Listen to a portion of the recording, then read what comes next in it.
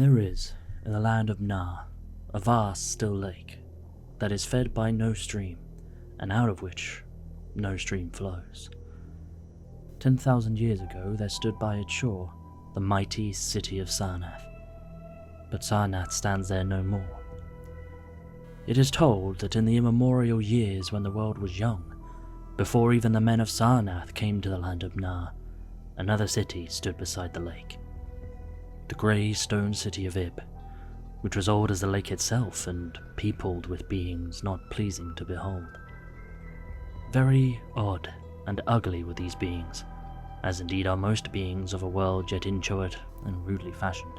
It is written on the brick cylinders of Cadatharon that the beings of Ib were in hue as green as the lake and the mists that rise above it, that they had bulging eyes, pouting, flabby lips, and curious ears, and were without voice. It is also written that they descended one night from the moon in a mist, they and the vast still lake and grey stone city Ib.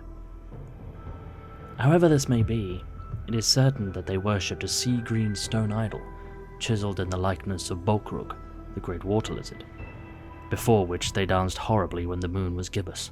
And it is written in the papyrus of Larnac that they one day discovered fire, and thereafter kindled flames on many ceremonial occasions. But not much is written of these beings, because they lived in very ancient times, and man is young and knows little of the very ancient living things. After many eons, men came to the land of Na, dark shepherd folk with their fleecy flocks, who built Thra, Ilarnak, and Cadatharon on the winding river Ai. And certain tribes, more hardy than the rest, pushed on to the border of the lake and built Sarnath at a spot where precious metals were found in the earth. Not far from the grey city of Ib did the wandering tribes lay the first stones of Sarnath, and at the beings of Ib they marvelled greatly. But with their marvelling was mixed hate, for they thought it not meet that beings of such aspect should walk among the world of men at dusk. Nor did they like the strange sculptures upon the grey monoliths of Ib, for those sculptures were terrible, with great antiquity. Why the beings and the sculptures lingered so late in the world, even until the coming of men, none can tell, unless it was because the land of Na is very still, and remote from most other lands both of waking and of dream. As the men of Sarnath beheld more of the beings of Ib, their hate grew, and it was not less because they found the beings weak and soft as jelly to the touch of stones and spears and arrows. So one day the young warriors, the slingers and the spearmen and the bowmen, marched against Ib, and slew all the inhabitants thereof, pushing the queer bodies into the lake with long spears, because they did not wish to touch them. And because they did not like the grey sculptured monoliths of Ib, they cast these also into the lake, wondering from the greatness of the labour however the stones were brought from afar, as they must have been, since there is naught like them in all the land of Na or in the lands adjacent. Thus, of the very ancient city of Ib was nothing spared save the sea-green stone idol chiselled in the likeness of Bokrug, the water lizard. This the young warriors took back with them to Sarnath, as a symbol of conquest over the old gods and beings of Ib, and a sign of leadership in Na. But on the night after it was set up in this temple, a terrible thing must have happened, for weird lights were seen over the lake, and in the morning the people found the idol gone, and the high priest Taranish lying dead, as from some fear unspeakable. And before he died, Taranish had scrawled upon the altar of chrysolite, with coarse shaky strokes, the sign of doom. After Taranish, there were many high priests in Sarnath, but never was the sea-green stone idol found. And many centuries came and went, wherein Sarnath prospered exceedingly, so that only priests and old women remembered what Taranish had scrawled upon that altar of chrysolite. Betwixt Sarnath and the city of Ilarnak arose a caravan route, and the precious metals from the earth were exchanged for other metals and rare cloths and jewels and books and tools for artificers, and all things of luxury that are known to the people who dwell along the winding river Ai and beyond. So Sarnath waxed mighty and learned and beautiful, and sent forth conquering armies to subdue the neighbouring cities. And in time there sate upon the throne in Sarnath the kings of all the land of Nar, and of many lands adjacent. The wonder of the world and the pride of all mankind was Sarnath the Magnificent. Of polished, desert-quarried marble were its walls, in height 300 cubits and in breadth 75, so that chariots might pass each other as men drave them along the top. For full 500 stadia did they run, being open only on the side toward the lake, where a green stone seawall kept back the waves that rose oddly once a year, at the festival of the destroying Avib. In Sarnath were 50 streets from the lake to the gates of the caravans, and 50 more intersecting them.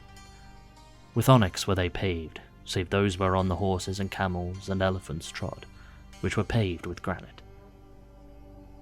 And the gates of Sarnath were as many as the landward ends of the streets, each of bronze, and flanked by the figures of lions and elephants carven from some stone, no longer known among men.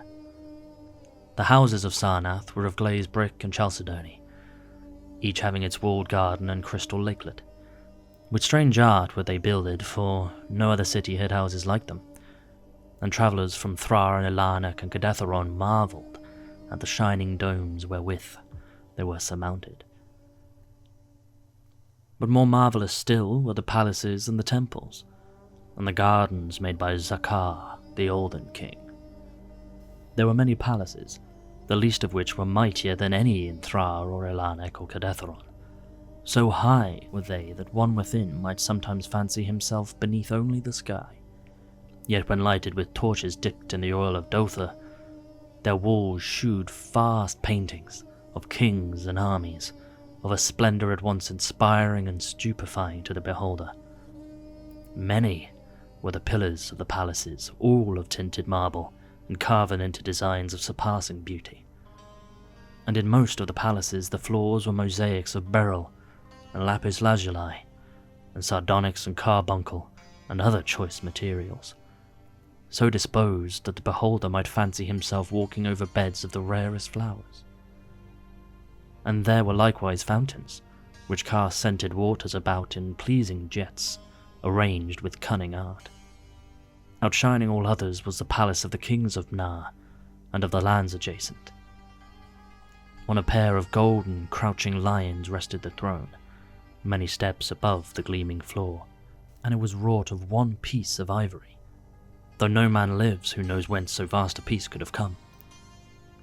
In that palace there were also many galleries, and many amphitheatres where lions and men and elephants battled at the pleasure of the kings. Sometimes the amphitheatres were flooded with water, conveyed from the lake in mighty aqueducts, and then were enacted stirring sea fights, or combats betwixt swimmers and deadly marine things. Lofty and amazing were the 17 tower-like temples of Sarnath, fashioned of a bright, multicoloured stone not known elsewhere. A full 1,000 cubits high stood the greatest among them, wherein the high priests dwelt with a magnificence scarce less than that of the kings. On the ground were halls as vast and splendid as those of the palaces, where gathered throngs in worship of Zokalar and Tamash and Lobon, the chief gods of Sarnath, whose incense-enveloped shrines were as the thrones of monarchs. Not like the icons of other gods were those of Zokalar and Tamash and Lobon, for so close to life were they that one might swear the graceful bearded gods themselves sat on the ivory thrones. And up unending steps of shining zircon was the tower chamber, wherefrom the high priest looked out over the city and plains and the lake by day, and at the cryptic moon and significant stars and planets and their reflections in the lake by night. Here was done the very secret and ancient rite in detestation of Bokrug, the water lizard, and here rested the altar of chrysolite, which bore the doom scroll of Taranish. Wonderful likewise were the gardens made by Zokar the Olden king. In the centre of Sarnath they lay, covering a great space and encircled by a high wall, and they were surmounted by a mighty dome of glass, through which shone the sun and moon and stars and planets when it was clear, and from which were hung fulgent images of the sun and moon and stars and planets when it was not. In summer the gardens were cooled with fresh odorous breezes skillfully wafted by fans, and in winter they were heated with concealed fires, so that in those gardens it was always spring.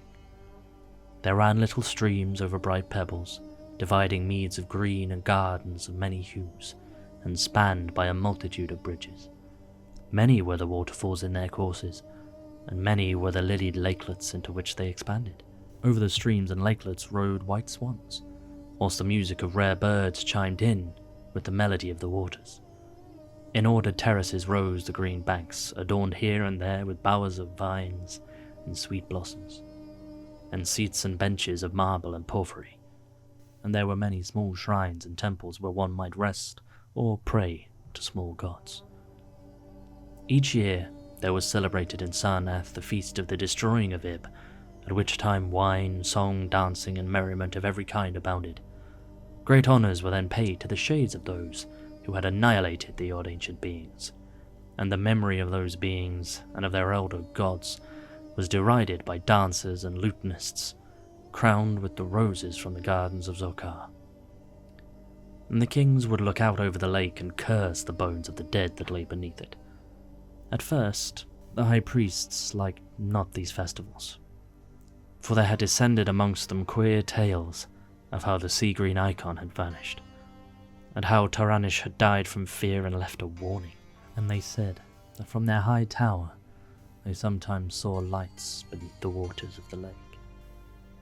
But as many years passed without calamity, even the priests laughed and cursed and joined in the orgies of the feasters. Indeed, had they not themselves, in their high tower, often performed the very ancient and secret rite and detestation of Bokrug the water lizard? And 1,000 years of riches and delight passed over Sarnath, wonder of the world and pride of all mankind. Gorgeous beyond thought was the feast of the 1,000th year of the destroying of Ib. For a decade had it been talked of in the land of Nar, and as it drew nigh, there came to Sarnath on horses and camels and elephants, men from Thra, Ilanak, and Kadetheron, and all the cities of Manar and the lands beyond. Before the marble walls on the appointed night were pitched the pavilions of princes and the tents of travellers, and all the shore resounded with the song of happy revellers. Within his banquet hall reclined Nargis High, the king, drunk with ancient wine from the vaults of conquered Nath, and surrounded by feasting nobles and hurrying slaves. There were eaten many strange delicacies at that feast. Peacocks from the Isles of Nariel in the Middle Ocean, young goats from the distant hills of Implan, heels of camels from the Benazik Desert, nuts and spices from Sidathrian groves, and pearls from wave-washed metal, dissolved in the vinegar of Thra. Of sauces there were an untold number, prepared by the subtlest cooks in all Nar, and suited to the palate of every feaster. But most prized of all the viands were the great fishes from the lake, each of vast size, and served up on golden platters set with rubies and diamonds. Whilst the king and his nobles feasted within the palace, and viewed the crowning dish as it awaited them on golden platters, others feasted elsewhere. In the tower of the great temple, the priests held revels, and in pavilions without the walls, the princes of neighbouring lands made merry. And it was the high priest Naikar who first saw the shadows that descended from the gibbous moon into the lake, and the damnable green mist that arose from the lake to meet the moon, and to shroud in a sinister haze the towers and domes of fated Sarnath. Thereafter, those in the towers and without the walls behold strange lights on the water, and saw that the grey rock of Curion, which was wont to rear high above it near the shore, was almost submerged. And fear grew vaguely yet swiftly, so that the princes of Alarnak and Afar Rakol took down and folded their tents and pavilions and departed for the River Eye, though they scarce knew the reason for their departing. Then, close to the hour of midnight, all the bronze gates of Sarnath burst open and emptied forth a frenzied throng that blackened the plain, so that all the visiting princes and travellers fled away in fright. For on the faces of this throng was written madness born of horror unendurable, and in their tongues were words so terrible that no hearer paused for proof. Men whose eyes were wild with fear shrieked aloud at the sight within the king's banquet hall, where through the windows were seen no longer the forms of Nargis-Hay and his nobles and slaves, but a horde of indescribable green, voiceless things with bulging eyes, pouting, flabby lips and curious ears. Things which danced horribly, bearing in their paws golden platters set with rubies and diamonds, containing uncouth flames. And the princes and travellers, as they fled from the doomed city of Sarnath on horses and camels and elephants, looked again upon the mist-begetting lake, and saw the grey rock Acorion was quite submerged. Through all the land of Nah and the lands adjacent spread the tales of those who had fled from Sarnath, and caravans sought that accursed city and its precious metals no more. It was long ere any traveller went thither, and even then only the brave and adventurous young men of distant Felona dared make the journey. Adventurous young men of yellow hair and blue eyes, who were no kin to the men of Nah. These men indeed went to the lake to view Sarnath, but though they found the vast still lake itself, and the grey rock Acorion which rears high above it near the shore, they beheld not the wonder of the world and pride of all mankind. Where once had risen walls of 300 cubits and towers yet higher, now stretched only the marshy shore. And where once had dwelt 50 millions of men, now crawled only the detestable green water lizard. Not even the mines of precious metal remained, for doom had come to Sarnath. But half buried in the rushes was spied a curious green idol of stone, an exceedingly ancient idol coated with seaweed, and chiselled in the likeness of Bokrug, the great water lizard. That idol, enshrined in the high temple of Ilanik, was subsequently worshipped beneath the gibbous moon throughout the land of Nah.